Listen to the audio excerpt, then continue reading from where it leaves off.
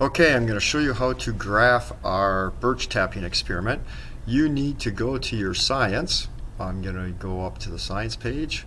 You will click onto your science right there, and you will scroll down to the assignments and all the way down to the bottom to the birch tapping. And these are the data charts we collected that are on the board, and I have the graphing assignment right there. You click on the graphing assignment, and what we have on the board with all the daily collections we have right here, which we will need for this particular graphing experiment. The first one we're going to graph is going to be which size of spile produces the most sap. And so for this graph, what you're going to do is I'm going to show you what we did this morning. I'm going to click over to my camera, and then you can take a look at what we've done. Now let me come on down to our camera. There we go. All right, so on our spile size, but the camera's not focusing. I'm hoping it'll come in focus for you. You're going to need to draw your X and Y axis. And up the side here are the ounces. We're going to count by tens. We have 10, 20, 30, 40, 50, 60, all the way up to 130.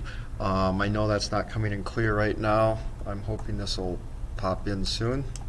Hopefully it'll come in. And you label that ounces. So those are the ounces. And then you have your half inch, 3/8, 1/4 inch, 1/8 inch.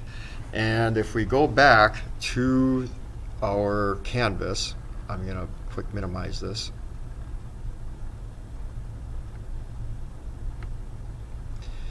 This is what we are graphing. So the graph that I made right now is the half inch, which is this column. So what you're going to do is you're going to add up all the ounces, and then you're going to divide by the number of testings. So we tested 8 times, and we added up the column. So let's go back to our graph. So what we did over here is we added up that whole column and we came up with 503 ounces. And 503 ounces divided by 8, we came up with, we rounded it up to 64, and then you bar graph it at 64. So the 1/8 of an inch is 0. That's an easy one. We just have to mark 0. So what I want you to do on your own is figure out the 3/8 and the 1/4 inch. And for you to be able to do that, what you need to do is go back to your chart. I'll go back to the chart. And then we're going to go to 3/8. So you would add all these up and then divide by 8, and then you can graph those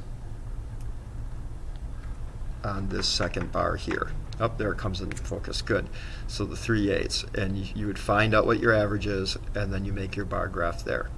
That's how you graph the size of the spile. Okay, let's move on to the next graph. The next graph we did is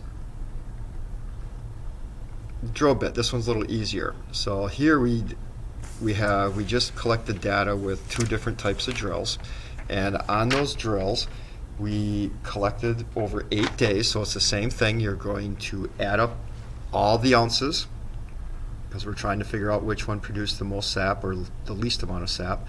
So you add them all up and divide by 8 to find your average. So let's take a look at how we made that into the graph. I'll load up there we go. Okay, so this is the type of drill. So we have one column, which is the hand drill, which we wrote here, and another one that we wrote the power drill. We labeled our ounces up the side, 10, 20, all the way up to 130. Always go higher. Our highest one was 128. We did it ounces and average. We added up all the ounces over here, and we got 561, and divided it by 8, and we came up with 70. And that's how we came up with the hand drill. That's the hand drill side. You need to come up with the power drill side. So to figure out the power drill side, you are going to, let me minimize that, you're going to add up all of these that are down this picture. You're going to divide by 8, and then you'll graph it on that bar. And that's it for that graph. We're only comparing the hand drill with the power drill. Okay, I'm going to publish this one, and the next video I will go over the temperature because this is a little bit more detailed. We're building a line graph.